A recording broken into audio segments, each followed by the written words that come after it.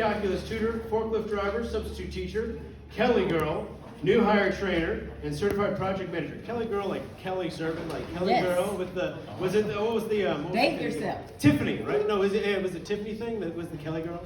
No, Kelly, temporary services. Yeah. that. Yeah. Absolutely. We'll connect. All right, cool.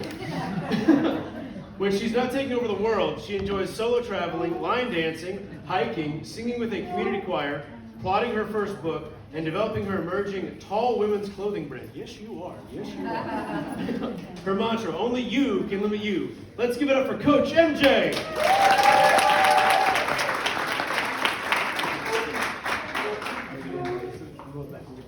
Hello, everyone. Hello. Good to see everybody. Somebody asked me out in the hall, where's my orange? And I thought about it with shame. I don't have any orange on today, but it is absolutely my favorite color. It's going to give them a chance to get my tech together. Hopefully that doesn't fall. If it does, will you help me out? Okay. So this is SHRM. I heard about SHRM. You guys are a good-looking group today. Good-looking group. So what do you guys think I'm talking about today? Y'all know? Value of confidence and authenticity.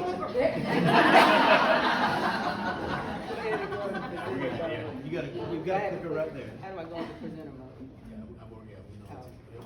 Ah, there we go. And I just hit this to go forward.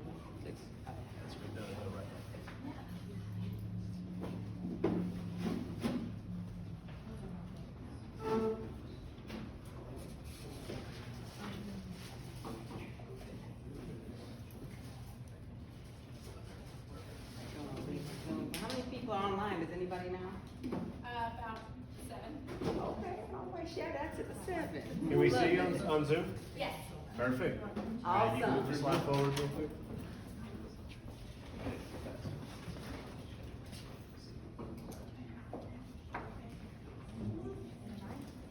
You might have to click back on the presentation now. Just click on it.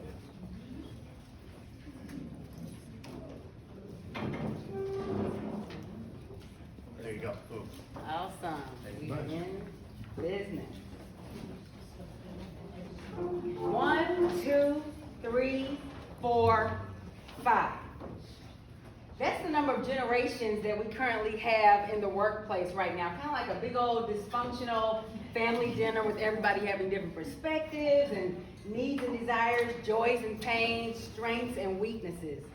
And of course, every generation thinks theirs is the best, right?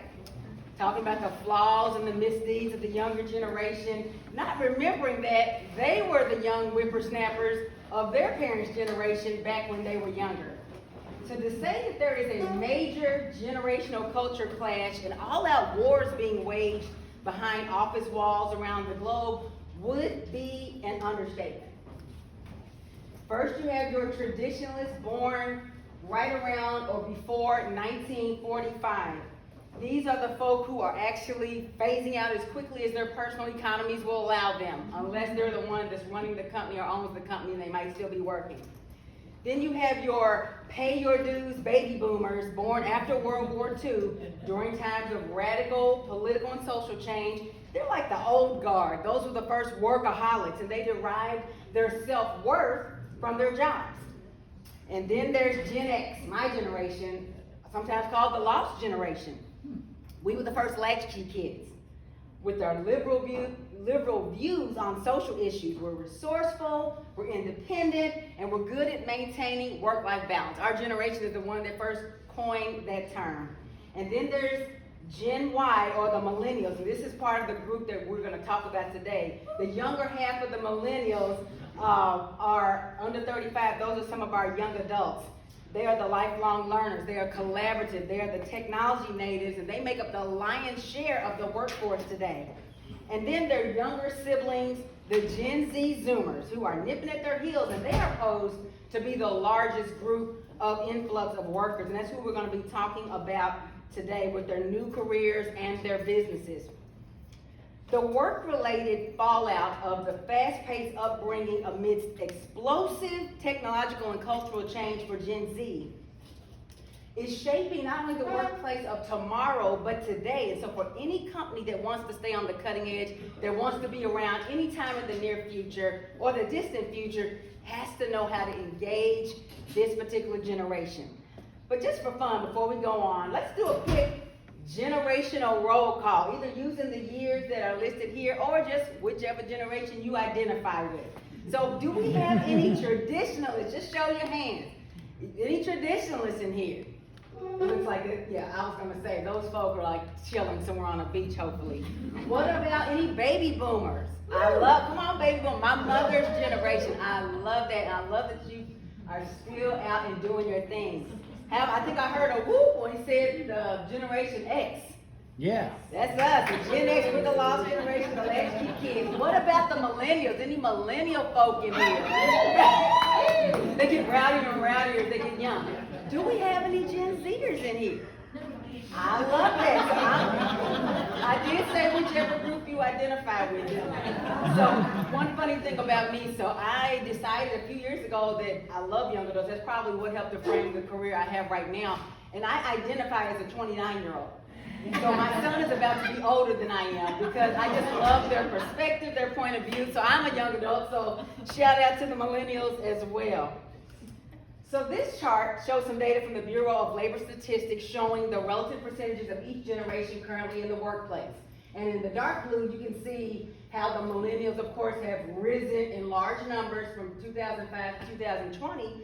But also in the dark green, you see where Gen 2020, as they call them here, or Gen Z is starting to age in. Right now, a lot of them are still in their teens or even younger than that, but there are some in their early 20s. I actually am the parent of a Gen Y and a Gen Z. My son is 29 and my daughter is about to be 25, and so it's interesting to see the dynamic they're in. This particular chart, we always got to get the statistics out of the way. This is from the this is from the Department of Labor, and shows what the workplace is proposed to look like in just 7 years. Doesn't it seem weird to think in 7 years it'll be 2030? I looked at that and I was like, that's far from now, but it's It's not. 1990 last week. Right, it was 19, I graduated from high school 2 weeks ago, so yeah. So what we're looking at is about 40 million total of what's identified as Gen Z, plus about 18 million of the Gen Y, or the millennials, that are all gonna be under the age of 35, which is about where they cut off when you're a young adult, is about at age 35. So there's gonna be a large workforce population of this group. Yet we are told that by that same year, there's going to be a shortage of 10 million workers in what some people are calling the global war of talents. So the scarcest resource is not gonna be oil, not gonna be clean water, it's not gonna be gold, it's gonna be human resources, which is the industry that you guys work in, and that's why we're all here today. So as if your job was not already hard enough, with rampant short staffing and following this global pandemic, you're gonna have to look even deeper under some more rocks to find a competitively scarce, qualified talents to fill your openings. How many are looking forward to that?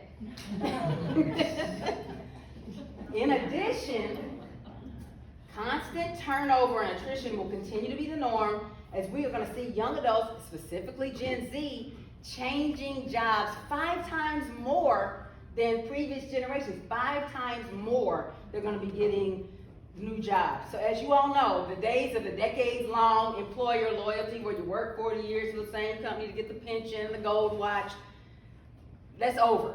Those days have been over, but they're really, they're over as these young people are aging in. You're not staying, actually if you stay at the same place for a long time, sometimes people look at you like, what's wrong with you?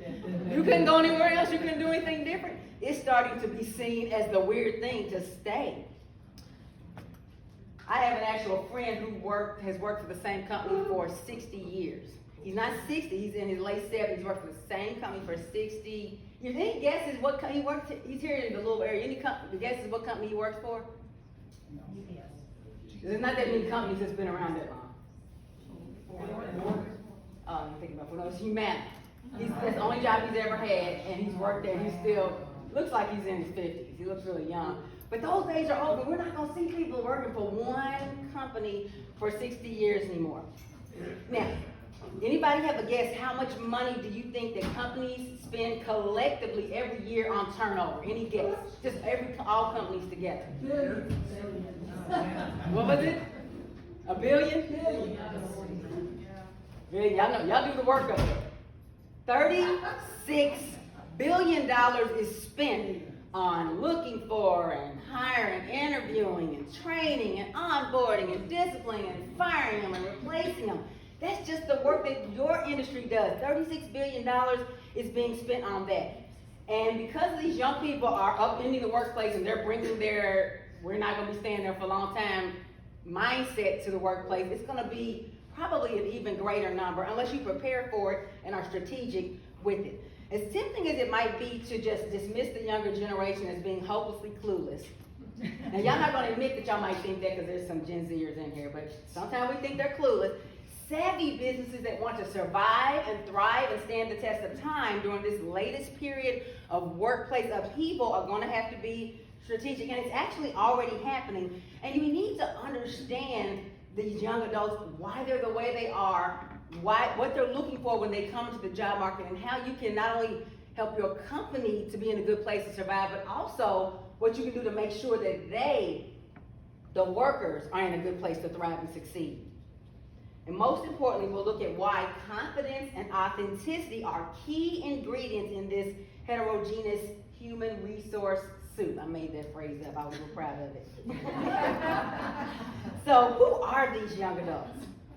So I'll just level set. For the purposes of our discussion today, I'll be using the term young adults, Gen Z, I might even say millennials by accident interchangeably, even though they're not exactly necessarily the same thing. Gen Z and the bottom half of the millennials are young adults, and ultimately they have some things that are similar, and that's who I'm going to be talking about today. So I'm going to use those terms interchangeably. There are no hard, fast cutoffs where if you were born, if your birthday was by this date, that's the generation you're in. These are just general terms, so it doesn't really matter. But if you want to know something about anything in the world, where would you go? Google. Google, the source of truth. If you want to know about this group that's coming into your company, what's up with Gen Z now? You can go to Google. So if you put in any search term on the internet, it's going to give, Google's real helpful. Their algorithm's set up to suggest things that people are already looking at about this topic. So Gen Z employees are feeling disconnected. Gen Z workers are lazy. And this is what people put in, because that's what they thought or wanted to find out about. My personal favorite, Gen Z workers crying. What is happening? But I'd like to draw your attention to a few that are pertinent to what we're talking about today. Gen Z workers are quiet quitting. Gen Z workers are redefining office norms. Gen Z workers are not tech savvy. Gen Z workers demand flexibility. Indeed, they are, and they do. But to truly understand that, we need to first look at the world that has shaped and continues to shape them. So, what are some of the changes in the world that have shaped the upbringing of people born between 1997 and 2010? From 2010 on forward. Excuse me, that was the millennium. See, I get them mixed up. Technology has just exploded, right? What else? 9/11. That's a big one. Even if they don't remember it, their families were shaped by it, and the world and the way we live was shaped by it. Anything else? COVID was a big one, and a recent one, and they remembered that, and they were shaped by that. Any other ones? What else has happened, or what exists that didn't exist before, or vice versa, that might have shaped this group? Downfall. Did you see my notes before I came? That's why I didn't send it to you early, Ian. I thought they were going to steal my notes. Yes, the downfall of 2008 is probably what you're referring to. Absolutely, their families' finances were affected by that. Anything else you can think of? Social media, that was really when it began to soar. I mean, you had chat rooms, and anybody remember Yahoo Chat? It seems so rudimentary when you think about it now. It's like, oh, people on here chatting. But yes, social media and what it has become definitely shapes the Gen Zs. Anybody else thought of something?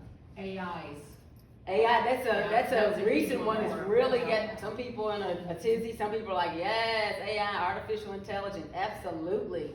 So yes, social and political change.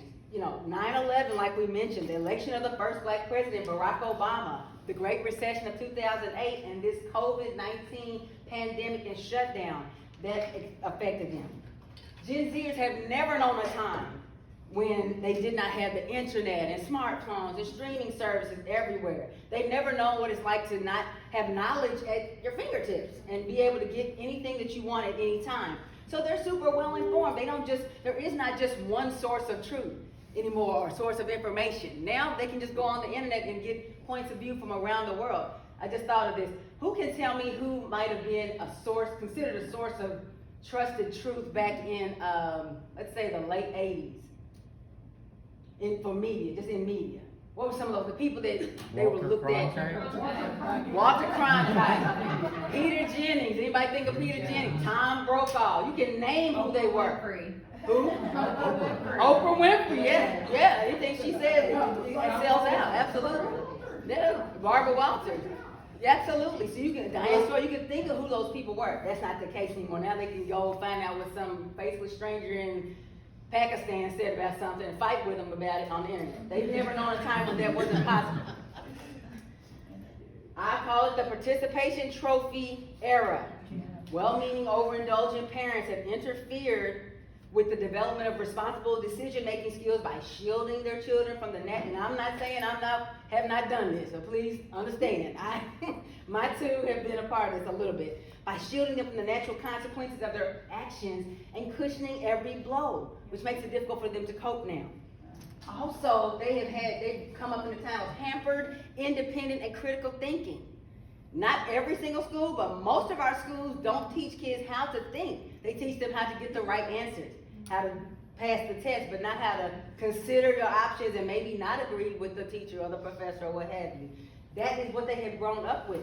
They've also grown up in the age of the influencer, people who can use their smartphones to make, some of them are very good living, documenting their lives. The mundane things of their lives become entertainment. They've grown up with that. Indeed, they interviewed children in China, what they want to be when they grow up. Most of them say astronaut.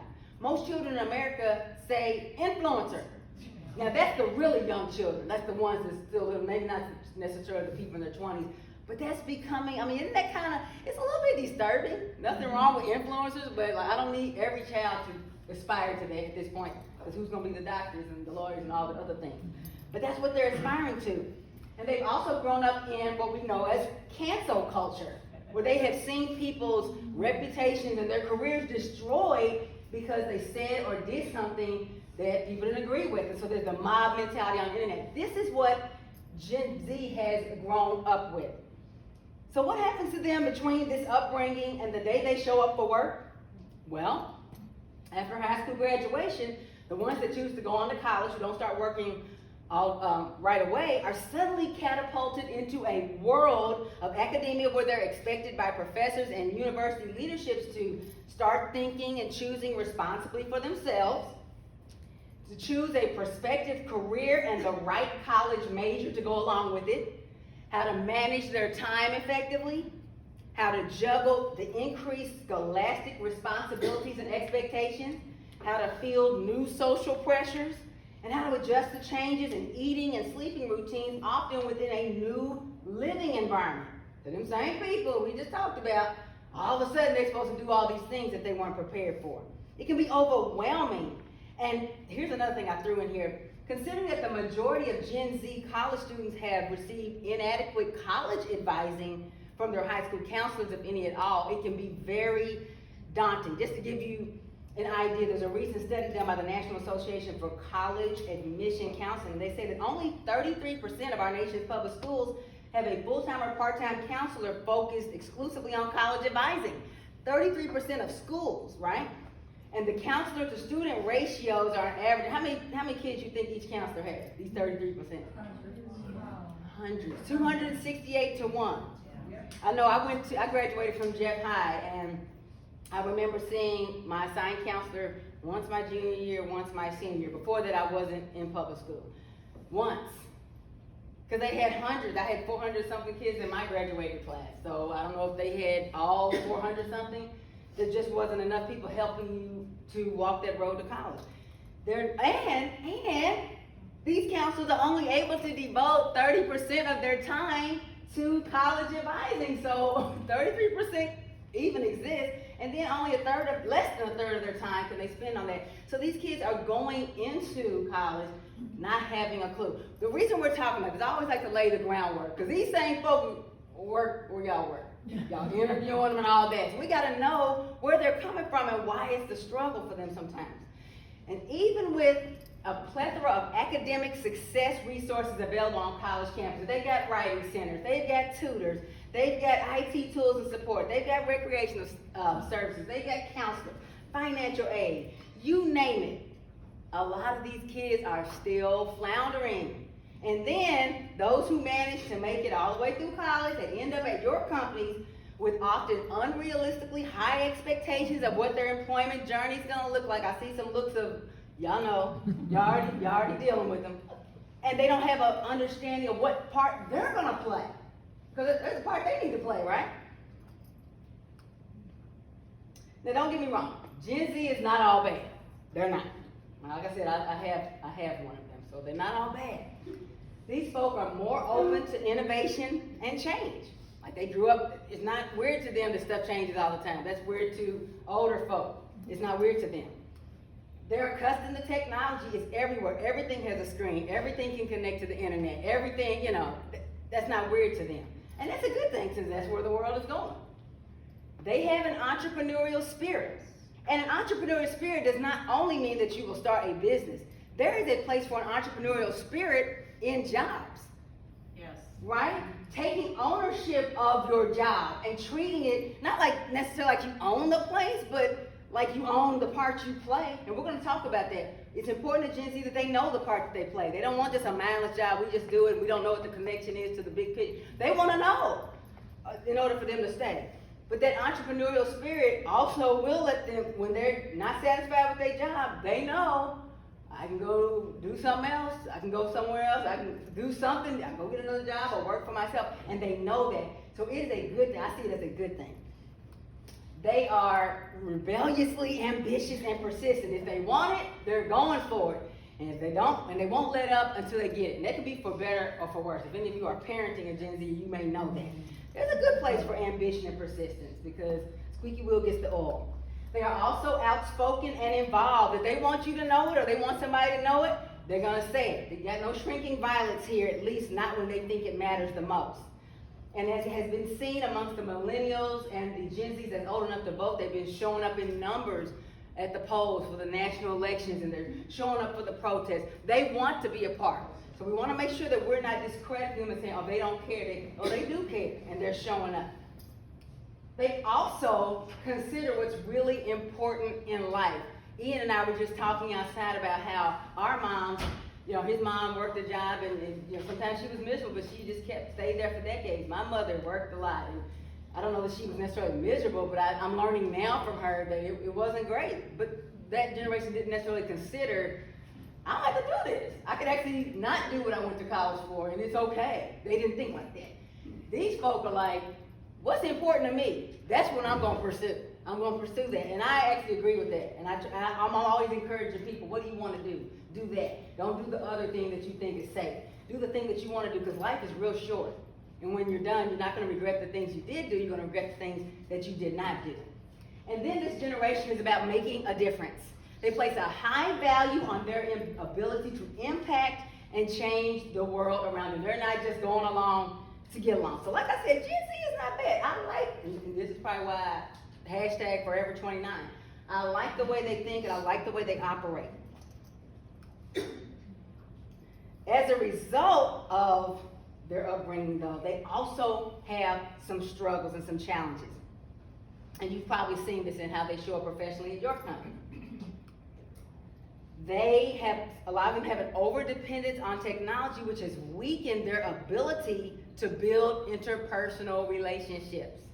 A lot of them don't want to carry on a conversation, and it's not always because they're shy. They don't necessarily know how, because it's been digital. It's been 30-second sound bites. It's been texting. It's been this. So now when you talk about interpersonal, like you guys are doing today with your colleagues, they don't necessarily know how to do that. They also have non-traditional work ethics. So they question some of these standards of what's professional. They question that. Do I really have to dress this certain way to prove I'm professional, or do I just have to have a skill set to show what I do? My behaviors, my habits. Why is it I have to talk a certain way to be considered professional? That's not who I am. That's not how I am. They don't, and they also, tell me if you've ever seen this happen. They don't mind doing a skip level. Y'all ever had somebody do a skip level? And they're not necessarily seeing it as a rebellious thing. They just like, why can't I talk to my boss's boss? They both walk in the same door. I want to see, I don't have no problem with this person, but I want to talk to that person. When y'all heard skip level, y'all probably like, because doesn't skip level sometimes mean somebody's in trouble? That's not necessarily how they see it. They just like, I could talk to Carl, but I could also talk to Mary, who Carl reports to, because she's right there. Why can't I talk? They don't understand. They have different work ethics. They also, though, can be very black and white and sometimes aggressive in how they go about communicating what they want or what they're thinking. And that can make it very difficult to find common ground with them. Not realizing that what I call the old guard, the folk, now I might be part of the old guard, the folk that are in charge, they may see things a different way, and there is a way that you can get what you want without being aggressive and oppositional. As I mentioned before, they can have unrealistic expectations, and not only that, unspoken expectations. So even though they are outspoken, they're gonna say the things, sometimes they don't say the things they need to say, so they won't necessarily say, I need to find out how do I get to this income level. They're just gonna not say anything and stew and become dissatisfied, and that's what comes with the quiet quitting that we're gonna talk about. So before we get to quiet quitting, leaving without notice, that's a thing that you'll see with Gen Z, like that 2 weeks thing, that they're not necessarily on that unless their parents like, you didn't get 2 weeks. No, they're just like, I'm dissatisfied today, I'm leaving today. Like, what am I staying for? They don't necessarily know, but the unfortunate thing is a lot of times they'll do it having not addressed with the proper people what the problem is. They're not speaking up on their own behalf and facing things head on. But by show of hands, who is familiar with the quiet quitting phenomenon? It's a thing, I think it went viral on the internet last year. So what do you know quiet quitting to be? Anybody? Giving the bare minimum to get by. Yeah. They gave it a name. I've done that at times in corporate career. I didn't know it had a name. Quiet quitting. That's when you disengage, but you don't just stop working altogether. What is it? I think Les Brown, the speaker, he said I was doing just enough not to get fired, and they were giving me just enough so I wouldn't quit. They, the employer. But yeah, you're doing your job, but no, nothing extra. I'm not working overtime. I'm not speaking up. I'm not going to raise my hand. I'm not going to volunteer. I'm not going to contribute. And we know that it's those nuances in the workplace that give you the value. Everything can't be what's in the job description. It's that other stuff. When people take ownership of their work, that comes to play, and that's what makes you get the value from having somebody. But quiet quitting, they're just disengaging, they're inattentive, lack of effort, and then that can spill over into customers if they're customer facing. It can have a lot of downsides. Go ahead and Google quiet quitting when you get home. It's interesting that they've given it a name. You haven't stopped getting the check, and you haven't stopped doing the work, but it's just enough to get by, like he said. And then they've got limited coping skills.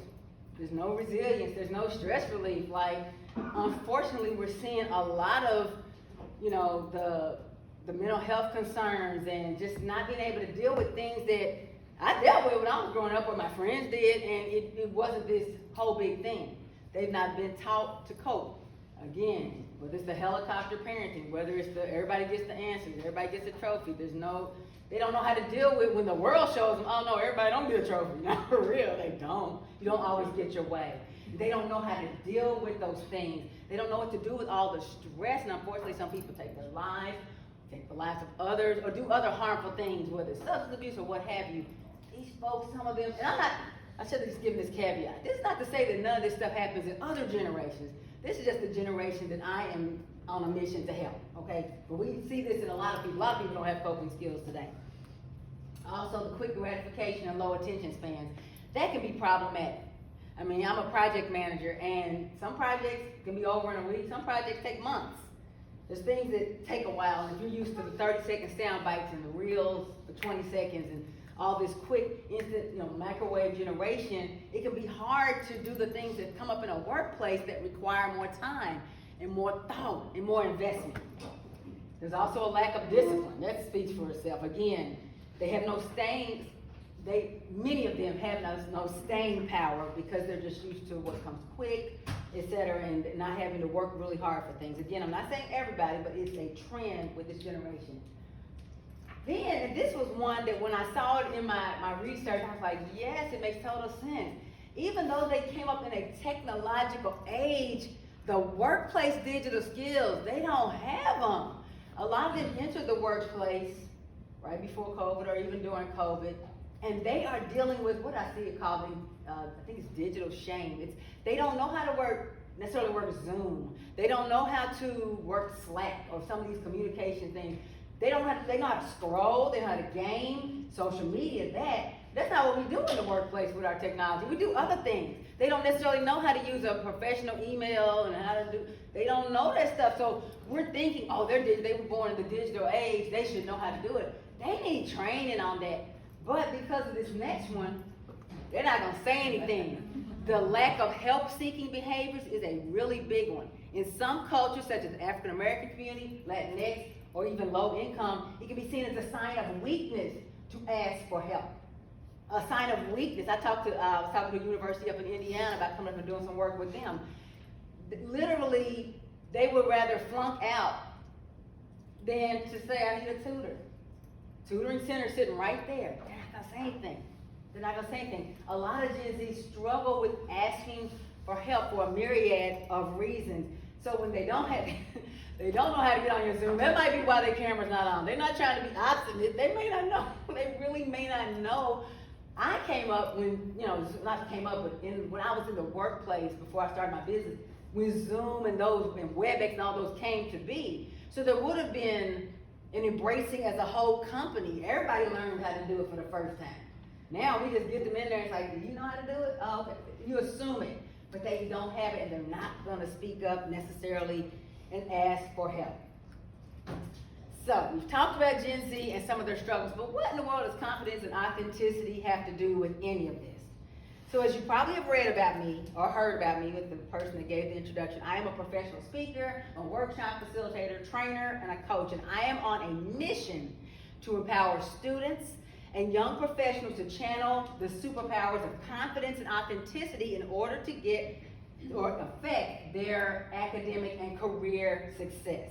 And I use a customizable suite of services I'll talk about later, but it's speeches, workshops, on-demand courses, and a framework that I developed to help universities and companies like the ones that you work with to retain young leaders and to develop them. Why do I do this? I do this because I am trying to be the person that I needed when I was in college and early and even later in my career. This matters to me because I was the one that was not supposed to fail. So, over 30 years ago, I already dated myself, so we all know what we're working with, but over 30 years ago, I was that student that saw their counselor once a year because I was no trouble to them. I was the one in the National Honor Society, who's who of American high school students, twice. I got the scholarship medal. I was in minority scholars. I was in the advanced classes. GPA, I think, was 372. I was 27th in my class at 431. Accolades from the teachers. I was going and looking at my memorabilia the other day and saw notes that the teachers had written and all this. I was the one that was going somewhere. I had it made. But the problem, there were many problems, but the main problem was that it came too easily for me. I did not work for it. I did not know the foundation that needed to be built so that I could transfer that into future success. So when I got to college, that wasn't it. As my kids say, that wasn't it. Got swept up in the poor decision making, academics, grades were, well, I would say show of hands who tanked in college. I don't know if y'all want to raise your hand, but I'm an honest person, so I'm authentic. It wasn't great. I just drifted aimlessly. I don't even know. I think I picked my major at the time. I have a biology degree. I thought I wanted to be a doctor, pre-med. I don't like science or body fluids. Who's choosing to be a doctor but nobody told me how you picked it. Nobody was directing me. So I thought I was pre-med. And I floundered really bad. So even though I was set up for success, I didn't know who I was, didn't know where I was headed. Ended up being a team on statistic. I ended up finishing my degree, as I just told you, but it took many, many years. I didn't know how to get there. I did not know where there was. See, that's the other thing. You can't know where you're going. You don't know how to get a path to where you're going if you don't know where you're going. If you're going on vacation, you don't just get in your car and just sit there. you know you're going to Florida, and then you get on the path to Florida. I didn't know what was Florida for me. So I found it.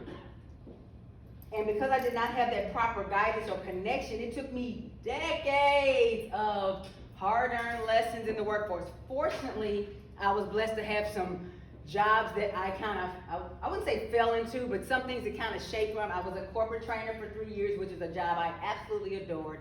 I found project management when I was 40. I was like, where was this job 20 years ago? I could have been killing it.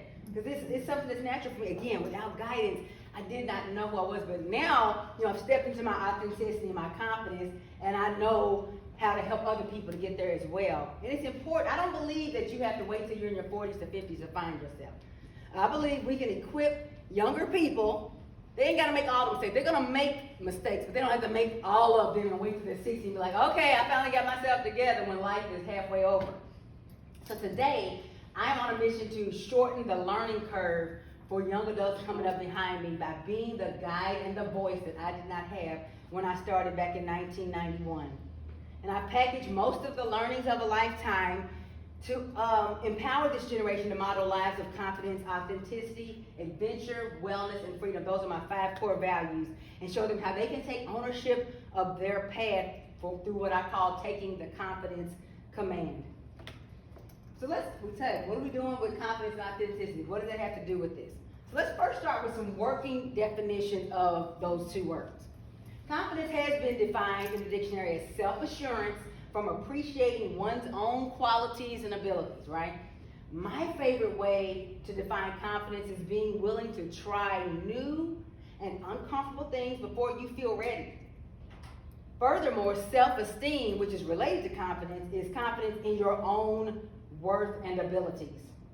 And according to research, there's a definite correlation between confidence and career performance. Self-esteem is connected to longevity, promotions, etc., while lower self-esteem is connected to worse performance. And as we mentioned earlier, Gen Z often lacks the confidence to try new things and will disconnect or even quit rather than speaking up and asking for help. Authenticity refers to being true to oneself regardless of pressure to be different. I define authenticity as feeling self-validated. That's really important because you can wait for other people to validate you, or you can validate yourself. It's being self-validated, secure, and comfortable showing up as one's whole true self at all times. There was a day that I would never have dressed like this, period, and certainly not to talk in front of people. Then I realized I like dressing like this, and why not? Because it's going to be the same regardless.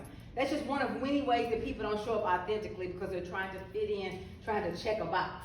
Being authentic means you do the things you really and truly want to do, as long as they don't hurt other people, regardless of what other people think.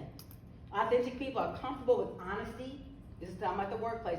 Accepting feedback and taking responsibility for their mistakes without feeling that it diminishes their intrinsic value. In addition, an authentic person's beliefs, values, and actions align, and they are braver because they know who they are. In the age of constant comparison of their personal worst to the best of others on social media. So you're looking at a highlight reel when you're on social media, right? Don't we pose 1,000 times before we put the picture out there? But when you walk in a room, you don't get to set it up 5,000 times. You just walk in.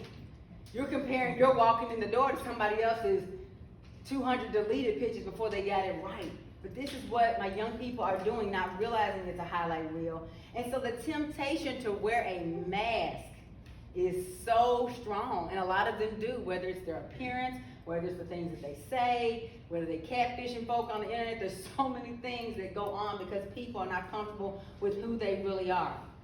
According to the research, without a safe space at work where authenticity is not only tolerated, but actually encouraged and valued, employees can experience dissatisfaction with their jobs and they can disengage.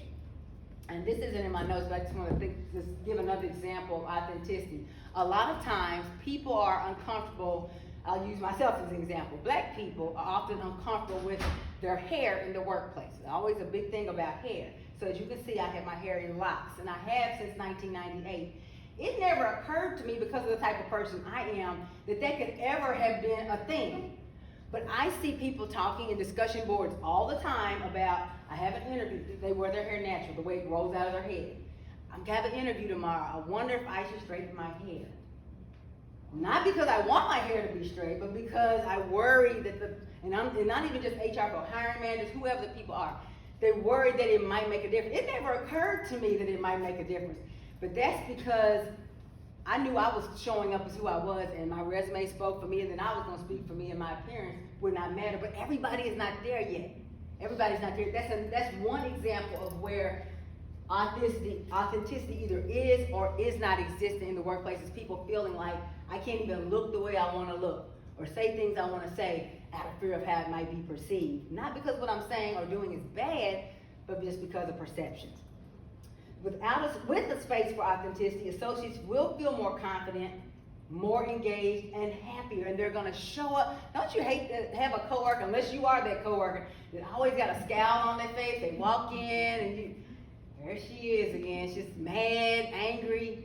Wouldn't it be better if more people could show up happy? Even when life is not giving you the best situation, you can have the same veneer or an overall mindset of happiness and joy. It's going to make your workplaces a lot better. So give them the space to try and try again in the workplace without fear of reprisal, which will allow them to flourish professionally. Here's one of my quotes. Confidence is not the cause of doing both things, it's the outcome. I said that.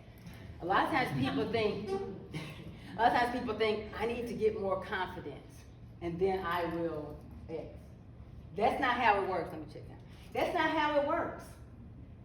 You build confidence by doing things when you don't feel confident. By doing the thing that you fear, when the fear is present, it will go away or it'll diminish.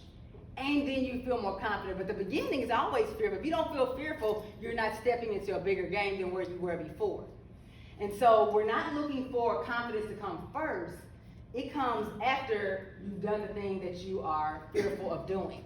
But when you are comfortable in yourself, you are more willing to step out there. I know people personally, I won't say who it is, but it's somebody in my life who is always concerned with what people think about what they're going to do. And there's all these things in life that they won't do because they don't want to look stupid. They don't want to do this and that. So they won't do the things that they're afraid to do, but then they just stay stuck in life. I refuse to be that way. First of all, how many know by this stage in your life that people aren't really thinking about you at all? They aren't. I promise you they never are. People are only concerned about you to the extent that it impacts what they're doing and how they look. And they're worried about them. People aren't looking at you. You know how old people, they don't care? They're going to say the things. That's because they figured out nobody cares. How about if we figured that out earlier in life? They might say things that sound like it matters. It doesn't matter. As soon as you go out of their view, they've moved on to something else. And we're stopping ourselves in life from moving and living because what are they going to say on social media? What are they going to say?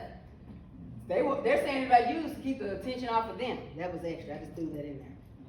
So anyway, authenticity is the input. Confidence is the output when one operates from the place of authenticity. So what does Gen Z want and need? Good God Almighty, we've talked about them, they're great. I think you were one of my Gen Zers. She looked at me like, you ain't got too many more times to talk about my generation. Get this lady out of here. She done said, but like I said, I think Gen Z is great. I like the way they think. I love it. I've been waiting for them to be born, right? Recruitment and the workplace in general have become much more customer-centric. Long gone are the days when employees devoted 40 hours a week, 40 years, the same company to get the gold watch and the pension. Candidates have more power in their hands than ever before with online job boards. And not just that, they can find out the real about what's going on inside your company, not based on the company's website, based on what the associates are saying, people that used to work there. They can find out what's true. So it behooves companies to make what's true be something that's going to be attractive to people because they can't hide it anymore. I remember a day was how many remember when you were in HR back when it was weird for people to try to apply for a job like online? Like it seemed shady if somebody tried to apply from out of town. Now you can't apply anywhere except online. You can't walk in and just do something unless it's a restaurant or something of that nature. Those days have changed. And so people are online and they're able to get these, the days of we were talking about instant gratification for these folks. The likes, the views, everything they do, how many people liked it, how many, how many looked at it, but also the ability to see reviews online. That's so powerful. Trustpilot and these other websites where people can find out what's really going on. We as company owners, I hire people, you guys are in the hiring business, have to convince the candidates to take our jobs in a way. It's not the other way around where they're there with hat in hand saying, pick me. They're like, I can work for a company in Italy from right here in Jeffersonville. I ain't got to work for any of y'all. What do y'all have to offer? And I like that it's empowered people. I don't know how many people in here secretly don't like that, but I like that because it brings everybody to the table. Young adults are exercising their options to choose the company that they want to join and not vice versa. Eventually, the old guard is going to be gone. We know the traditions, did you notice the tradition? I think that was on, the traditions weren't on that 2030 chart I showed you. They were gone, the people born before 1945, because they would have passed away. Old guard's moving out. Even Gen X is, gonna shift. These are the folk of the future, and we have to learn how to engage this generation and help them to grow professionally. It's not that we just have to kowtow to whatever they say. That's not what I'm saying. We need to help them to develop in ways that are authentic to them. They're the workers of tomorrow, and they are the workers of today, and we need to evolve. COVID-19, we talked about COVID a little while ago. It demonstrated to the world new ways of operating, hiring, compensating folk, and how people work. How many of you, by show of hands, how do I want to word it, did your company maybe struggle to adjust to COVID? Like maybe y'all weren't working from home, or who knows, technology wasn't ready. Was there any company, I'm not going to ask you to talk about it, I know that that's companies, but companies faltered because they weren't all ready. Even restaurants, they faltered because they weren't ready. And then think about some of the other companies that, outside of COVID-19, who failed to evolve at the right time. Can y'all think of any companies that no longer are in business because they did not change at the right time? They didn't accommodate something. It wasn't necessarily employees, but anybody think of some of those? Am I the only one that cares about this stuff? I know who they are. Places like Sears, Sears? Yeah. Yeah, what do you think happened with Sears? Well, they just weren't ready to have the all online. Yeah, and I think their struggles began because, it used to be JCPenney and Sears, and each of them at first kind of had their own specialty. Sears was more of the hardware, they selling tools, lawnmowers, and all that. JCPenney didn't. Then I can hear the commercial now, come see the softer side of Sears. That was the beginning of it. They decided they wanted to be soft like JCPenney. JCPenney, I saw them selling washing machines several years ago. They stopped. But they each tried to be not only what they were, but what the other one was. So in their case, they thought they were evolving. They were making the wrong evolution. They thought they were evolving, but they ended up watering down both of their companies. And so JCPenney is still here. Sears is not. What about Blockbuster, who had the opportunity to buy Netflix and turned it down? They didn't want people to lose interest. And what was the segue between Blockbuster and Netflix? Anybody remember? I think they're still around. What was it? Redbox. So let's see Redboxes. I'm trying to picture. They usually at Walgreens. There may be a few, but they'll probably be gone soon. Yeah, they're at Kroger and Walgreens. They're in some places? Okay, I thought I still see them. It was fun going to hang out those movies on Friday. I mean, was it though? Was it fun? It wasn't fun enough to keep them in business. Because it did get you out the house. Rental stores. Like, the rental part was kind of annoying because it is a lot easier now. The whole I just want to browse, watch it, click. Yeah. Having to remember to take it back. Yes. You forgot. You Oh, got that's to just call and ask Yes. for it. That part was annoying. But going in and browsing the covers, looking at it, and reading the back, that was a whole thing. Yes, it was. Yes. That part was. But then what about when they didn't have? Today. What's The that? theaters today, they're still building them. Yes. Why are they building them? People like them. I know. The theaters. Why? Some people want that magnificently large screen. You can't get that at home. You can't get a 5-story screen in your house. So that. It's Yeah. a night out. It's a night out, Without yeah. your kids. So that was actually very good. So theaters are still here, which is the beginning of movies. Yet stuff in between, like your blockbusters and price and whereabouts, they're faded out. That's really interesting. So they were trying to evolve. Oh no, they weren't trying to evolve. They turned it down. What about Radio Shack? They didn't expand their merch line. We're talking about this because we're talking about when companies aren't willing to bend and figure it out for the future, they can go. They were focusing on cell phones. Cell phones are a commodity. They thought we could build our business. We'll be the go-to source for cell phones.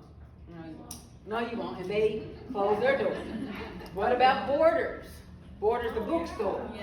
They didn't go online fast enough. Now, you know, they had, I think at one point they were partnering with B. Dalton, there was another one. They were partnering with Amazon. That didn't work out. They tried to do their own thing.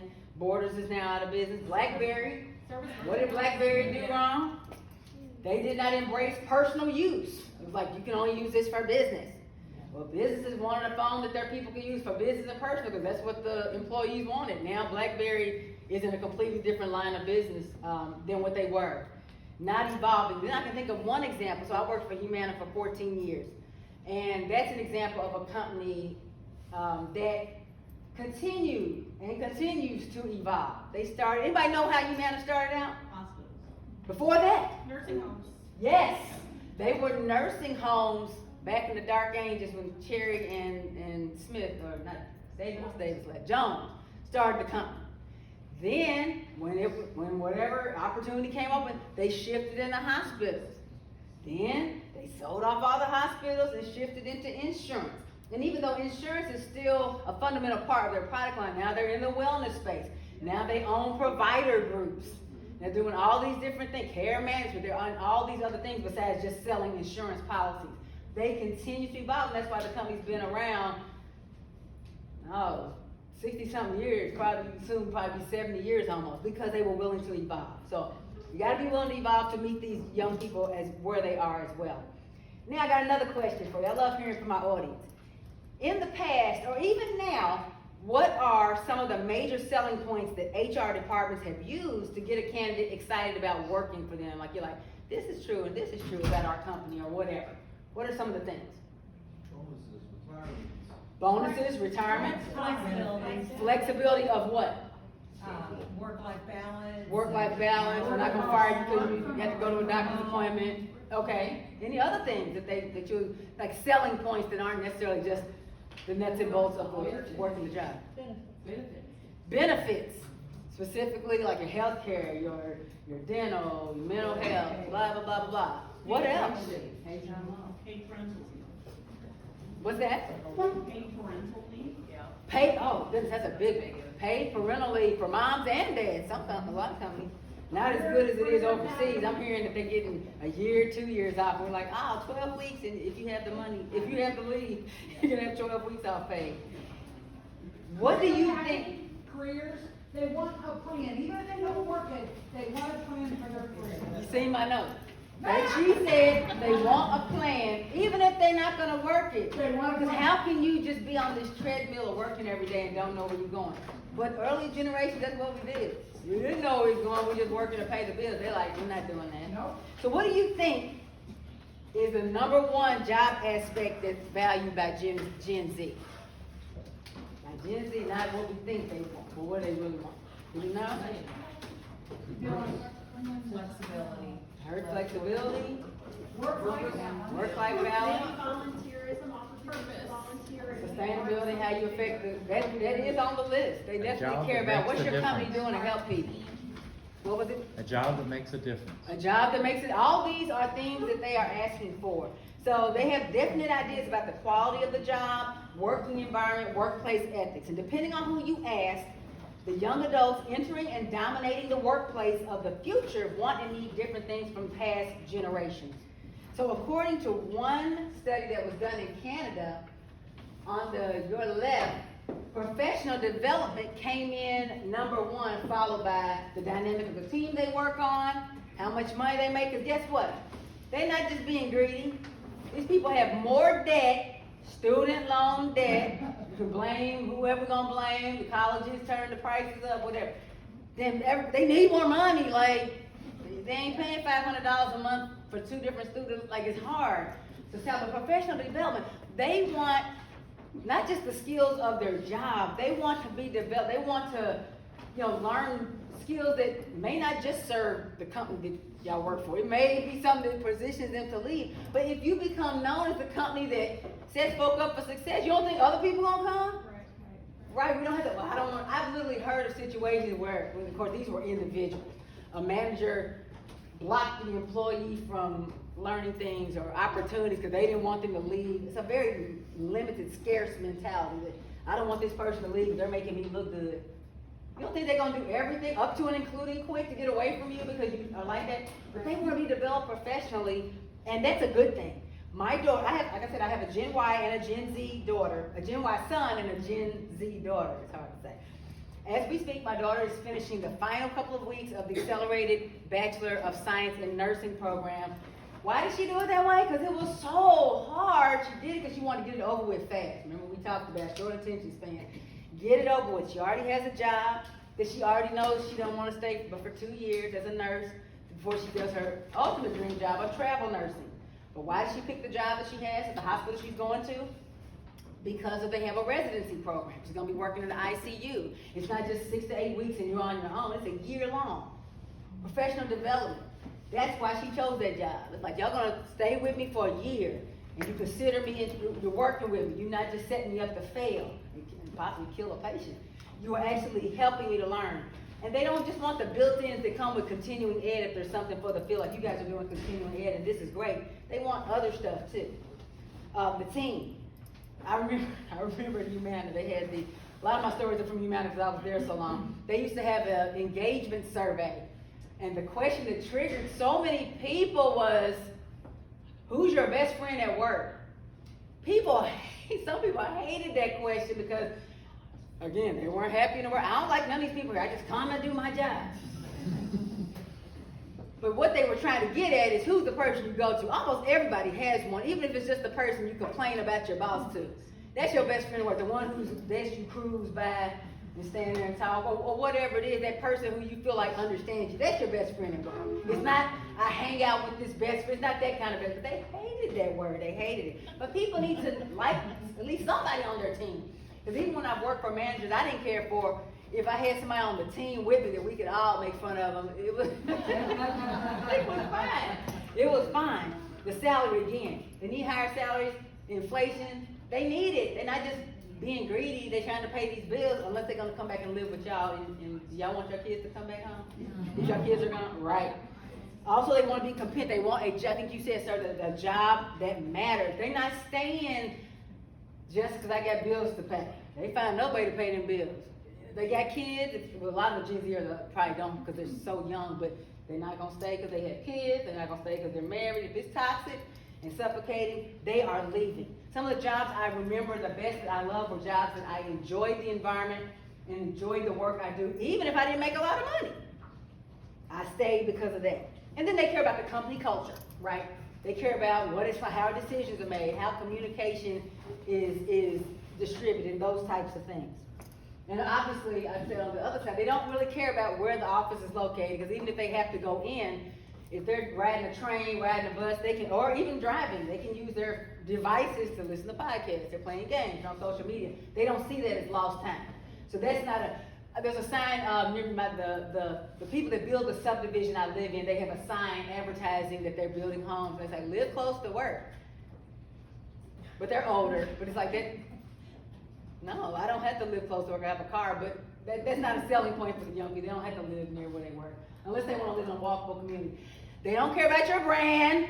They don't care. Now, they care if your company does meaningful things in the community, but just the brand itself, like all the little stuff on because they have a cynicism and a suspicion about that anyway. They expect you to say those good things about yourself, about the company. So they're like, it's probably not true, because look how good it sounds. I remember at Humana, I don't know if they still do it, but at the beginning of every job description was like 3 paragraphs about the company. No, you scroll past that, what is the job description and what can I do? Am I qualified? I don't care that y'all been in the business for 50 years. They don't care. Job security, they're not gonna be here. They don't care about job security, they're not gonna be here that long. Personal branding, I do believe there's a place for them to have branding. That's actually part of the program that I teach. Perks and benefits, specifically on this is one survey. We're going to talk about another one in a minute. They do care about health care, mental health, physical health. But some of the other benefits that sometimes companies are throwing out there, like, I don't use that, just give me the money. I don't use, let's say, tuition reimbursement, I'm not in school, so just give me that $5,000, which of course doesn't happen. If you don't use it, you lose it, like, give us the money if that's my benefit package. Another one that, another survey that Handshake did, pay it first, followed closely by ability to advance my career, professional development, again, benefits came in, having fun at my job, commitment to diversity, equity, inclusion, and belonging, also in sustainability, they care about that too, but again, pay and being developed is what they care about. And then the Hustle did another one, high pay and work-life balance, almost tied for the top spot. The other things don't matter to the respondents of this survey as much, although ability to follow your passions came in third. See, job security 6%, they probably don't understand what they mean. They're like, oh, I don't care about that. No, but social co-workers, because a lot of Gen Z, they don't necessarily need to socialize with their co-workers. They want it to be a nice environment, but they don't, we just like to be on our own, just let me do my little work and go on about my business. So just understanding how they think and what they value is gonna be very important as you frame your conversation with them, as you write the job descriptions. Like, you know, I know it's not just Gen Z applying for the jobs, but they're the ones that's gonna be here in the work world for the long haul, and we need to start tailoring things for them. Another thing, another research that I don't have cited here is that they want feedback. So traditionally, how often was feedback given, like performance reviews? Once a year. When I think back on that, first of all, the nightmare of getting ready for one of those, you gotta put your examples down. You ain't thought about this stuff in 11 months. There was no tool to keep up with it, you're not thinking about it, you're like, what did I do? You know you did stuff, but once a year, if you have a problem with it, they want you to tell them then, so they can fix it. They don't wanna feel like, you know, there's this cloak and dagger situation going on behind their back. They want feedback now. And it doesn't even have to be in a formal setting. You just be like, this is what we need. Now, that doesn't mean they're gonna necessarily accept it or not disagree with it, but they wanna hear the feedback, close those feedback loops. Otherwise, they're gonna feel like they're not confident. Because they're not gonna ask for help, it all ties in, they're not gonna ask, they're just gonna quit. Or quietly quit. So I can remember trying to get ready for performance reviews. I hated them. It was like, I don't know what I did. I did stuff, just put your little, because we had a little ranking system, we rated 1 to 4, and it was a whole big, just put what you think. Because I don't remember, and it doesn't even matter. The bottom line is, it won't be enough, obviously, to try to avoid hiring young people because it's unwise, it's also illegal, as all of you know. You can't not hire people by their age. And the chances of getting them to not be this way are non-existent. This is who they are. It would make more sense to position your companies to take advantage of all the things that they have to offer. They just lack the confidence in their work-related abilities due to several factors, and they have a strong desire for meaningful and purposeful work. And they want to be able to be who they are in the workplace. So maybe we can start to shape these ideas of what it has to be in order for us to be successful in the workplace. So when it comes to higher pay, workplace flexibility, and company values, I can't help you much with that. You're gonna have to talk to the people, your leaders, back where you work. However, when it comes to professional development, I've got you covered. So we talked about the connection between confidence and authenticity and positive professional outcomes for our young workers. In addition to those hard skills, the hard skills that come along with the mechanics of their job, Gen Z associates need help building what I've heard referred to as human skills, not soft skills, human skills.